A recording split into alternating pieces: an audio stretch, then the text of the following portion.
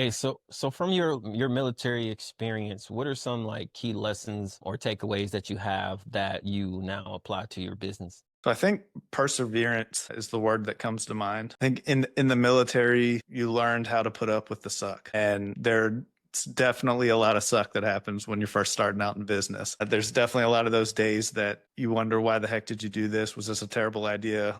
And you really worry about those things. But I think I learned in the military, whether it was from deployments or training environments and just leading people in general, is that if you generally start to fall in love with the process, then the outcome's just kind of the cherry on top and how to persevere through that. And so I had to come up with mindsets when I was in the military of how to get through difficult things, whether it was a long ruck march or a long deployment. And so I kind of came up with this idea. I call it like the rucksack. And every hard thing that I do in life, I throw that into my rucksack. And then when I'm going through the next hard thing and it feels like it's going to be too much, or I'm starting to have self-doubt and I'm starting to have negative thought creep in, then I can reach back into that rucksack and I can look and say like, hey, I've done this, I've done this, I've done this. And I know that if I keep going, that there's going to be good on the other side of this. So I think the perseverance part is the biggest thing that I've taken away. And then really just how to connect with people. I mean, I usually tell people when it gets hard,